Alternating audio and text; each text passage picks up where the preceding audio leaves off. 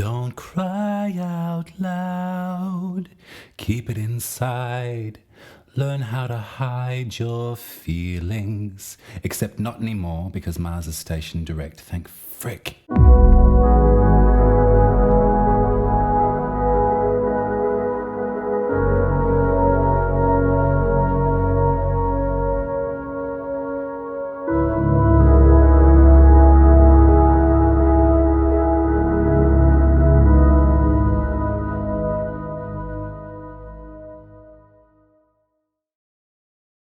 Welcome back, Pisces. I'm so happy to be here.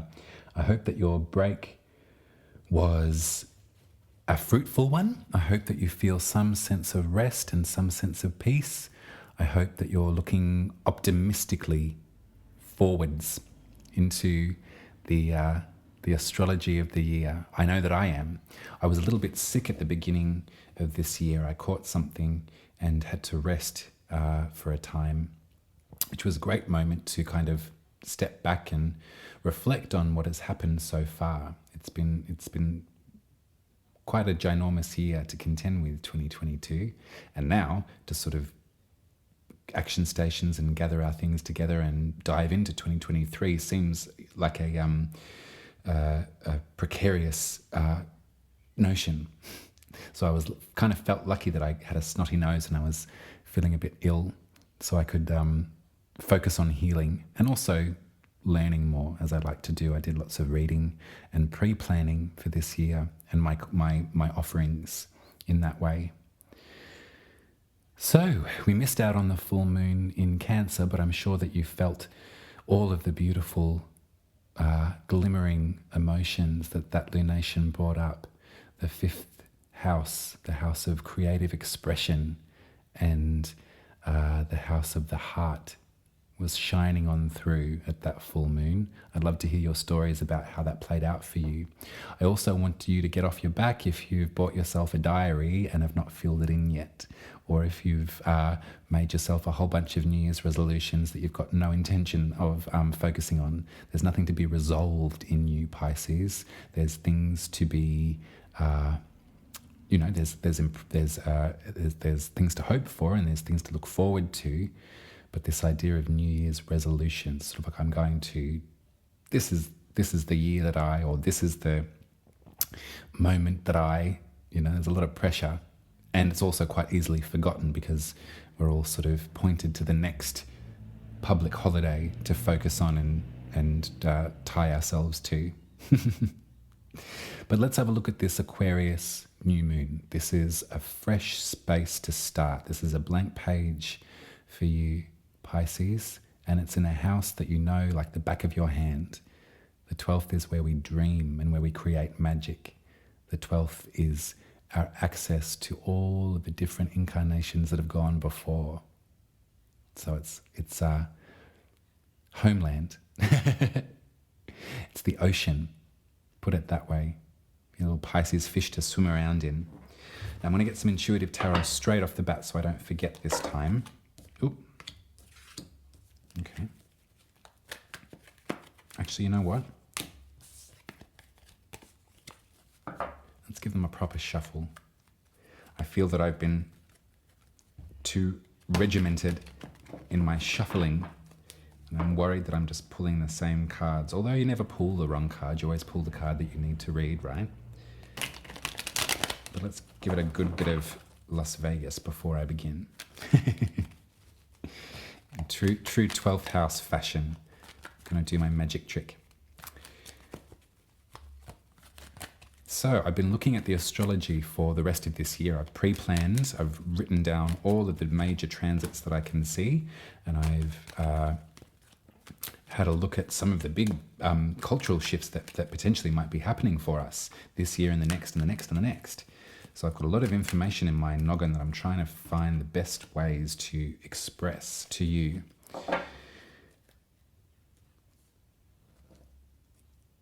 And right now,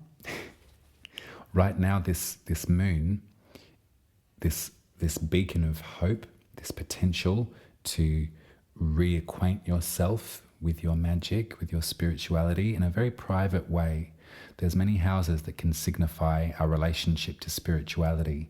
The 12th is less to do with the confines of dogma, that's for sure. The 12th is to do with the real essence of what might lie beyond that high priestess's veil.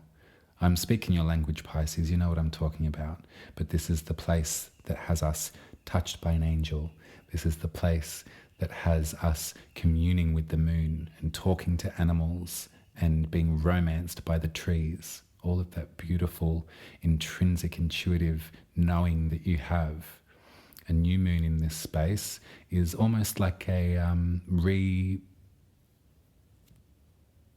re-allegiance to the witch. I've been doing a bit of reading about the Federation of Australia and trying to pinpoint maybe a moment when, you know, we could consider perhaps a chart for Australia. And I've been reading a lot about the allegiance to the crown, the oath of allegiance to the crown. It's coming up time and again. It's something that our politicians are reminded of and need to recite as each government comes to pass. So actually in that way, there's a lot of formality that you can pinpoint, and then that's the astrology comes from that. I won't bore you with it. That's a story for another time.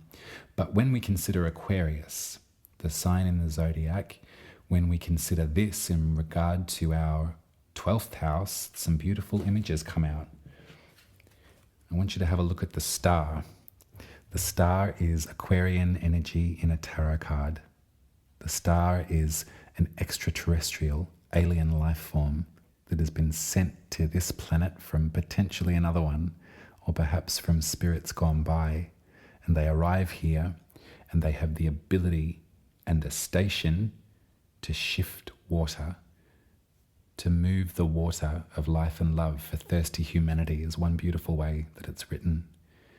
And when I think of this card and I think of the 12th house, what a beautiful space, what a beautiful potential of heaven. What a dreamland we can see here. My tarot teacher says the star has nothing to hide. They come as they are. They are naked and unafraid to be themselves. I hope this is what you can be in your dreams as well, Pisces. What a lovely way to start the calendar year with a lunation of such potency.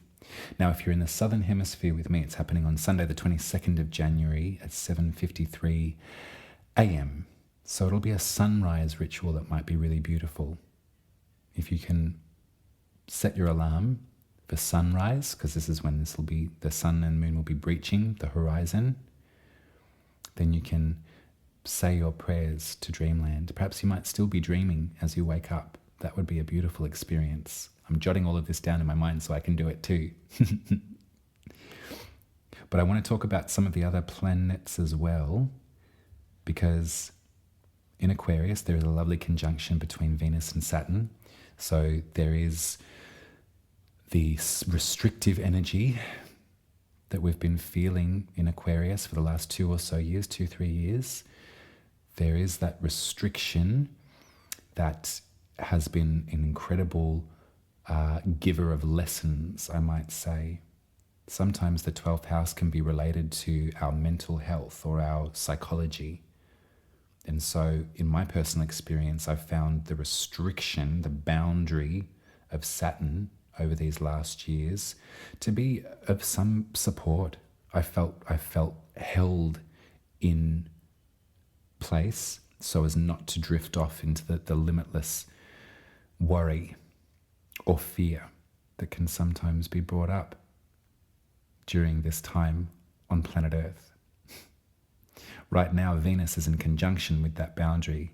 So there's a sweetness, there's a love, there's a pleasure that's almost massaging the neck of Saturn, massaging that boundary. Perhaps now in our development, Pisces, we know our limits, we know our sense of boundary enough that this Venus energy is here to remind us of the beauty of what the star is involved in. But let's have a look at Pisces. I'm going to talk about Mars and Mercury in a minute, but let's have a look at Pisces, because there's a signification here that I find quite beautiful, and I'm doing a test run with how I'm describing it. So please do let me know if I've lost you in the comments. But the planet Neptune has been in Pisces since 2012. So this has been a pivotal decade for Piscean souls. There has been the encouragement and the presence of the ruling energy, the ruling planet of Pisces. Neptune is our access to dreams. Neptune does bring with it illusion and delusion, sort of in some gentle way, why we Pisces sometimes can rely on different sorts of ways of tripping out, because we feel so much we can become feared of that, and so we like to numb it down a bit. Neptune does numb things. Neptune also brings the weight of dreamland to us and presents it to us. The integrity of Neptune is not to be ignored, especially for a Pisces. So this last decade, since 2012, I think it was, we've been experiencing this energy. Perhaps we've been going through different modes of being, or different doors to reality have been opening for us in our psychic brain. And now, Neptune at 23 degrees in Pisces is being met in conjunction with the asteroid Vesta. Now, I don't know if you know much about Vesta. In the mythology, Vesta was the keeper of the sacred flame. Vesta was the priestess of the highest order. Vesta was the goddess of worship, spiritual worship. There's a lot of significations in relationship to virginity and things like that. The Vestal virgins, they devoted their lives to the worship of Vesta through chastity, absolutely. There were also other groups, other spaces of worship that devoted sexuality to Vesta too. There was great rites of sexual alchemy that occurred in honor of Vesta. I think one thing to remember is that Vesta is not chaste for purity. Vesta is chaste because she is autonomous and needs nothing else. When I think of Vesta, I think of the Queen of Wands, and this is where my theory is thin, so I'm going to do some more research. I haven't been able to find any reading on these correlations, so if you know of anything, please send it to me. But what I can see is the Queen of Wands in the energy of Vesta. The Queen of Wands is the keeper of the sacred flame. The Queen of Wands is the magic maker. And so look at this devotion to magic, this entity that gives themselves over to the magical principle is in conjunction with Neptune, the planet that brings with it illusion, delusion, spirituality, the depths of the ocean. This is all playing out in Pisces right now at this lunation. And I think that it's worth remarking on, particularly if you're by the ocean. Perhaps you'll be watching the sunrise over the ocean. I know I will. There's something so mystical about the beginning of this year, and I really want you to embody this, Pisces. I think that you can afford yourself that. Gender irregardless. When you come for a reading with Uma, you don't worry about gender. You don't need to think, oh, well, I'm not a queen. I wouldn't identify as a queen. I think if you thought hard enough, you probably could identify as a queen no matter who you are. That's my ruling. I said it. A king too. You can be a king no matter who you are. We can be a king and we can be a queen. We can be a page, a knight. There's limitlessness to us Pisces. There's a dissolving nature to Pisces. We dissolve perhaps the restrictions or the binaries that once existed.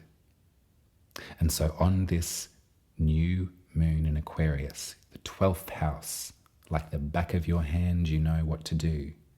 Remember that Vesta, that the Queen of Wands, is in your company, holding audience with Neptune themselves. I think that there's going to be some things that are going to tick on over at this one. And there's also a great deal of astrology that I haven't even gone into. And maybe I should quickly. So Mars in Gemini has stationed direct on the 13th of January. Thank goodness. So in terms of instability at home, in terms of frustration, a great way that it was put to me very recently by a very good friend of mine said that there's this feeling of like homelessness. And that's a term not to be bandied around lightly, but this feeling of being out of place in the space that you live, being unwelcome, perhaps, an agitation there. This direct motion will be able to quell some of that frustration for you, Pisces. And if you're thinking about moving, if you've been thinking about it for a long time, hopefully this direct activation will bring with it some answers as well. Also, Mercury is stationed direct on the 19th of January. And so in Capricorn, the house of community, the house of our greater ideas on humanity, very star, there'll be some information that downloads for you. This is going to be a really great year, Pisces, and I think that this restrictive feeling that Saturn has in the 12th will be ticking over into the first house. So hopefully by the time Saturn reaches Pisces, we'll know the rules and we'll be able to devote Saturn's stay to some very good work on our spiritual service and practice. Now, my sand is out. I've got so much more to say. Damn it, restriction. But look, the intuitive tarot was the Eight of Pentacles, the Wheel of Fortune, and the Knight of Wands. So I don't think I need to say much more than that. Like, this is a beautiful exclamation of this reading for you, Pisces. There's going to be a lot of hard work. There's going to be a lot of diligent practice that you're going to have to enable in your body. You're going to have to stick to task. But this new cycle that's about to start is going to be a benefit for you and for everyone around you. It's going to be lovely. And I hope that this Knight of Wands, this message of magic, comes to you in your relationship with Vesta, your relationship with that Queen of Wands. Vesta moves, takes 4 to 5 years to move around the zodiac. So she moves quickly. So this conjunction is one to really note and to write down in the diary. If you want to learn any more about the asteroids, do let me know, because I'm so stoked to share. If you'd like to get your birth chart read by me and you haven't yet, head to umaruby.com and book yourself a place. Also, if you'd like to send me some tip money, I'd be always very grateful for that. You can go to buymeacoffee.com/umaruby and throw some money in the jar. I'll be speaking to you in 2 weeks for the full moon in Leo, Pisces. So this will be affecting the 6th house, which is a bit of a taskmaster, a lot to do with health, a lot to do with work ethic. So we'll have more to say on that. But right now, use this new moon in Aquarius to cast your net wide and to cast those spells as far as they can reach. I love you. Bye.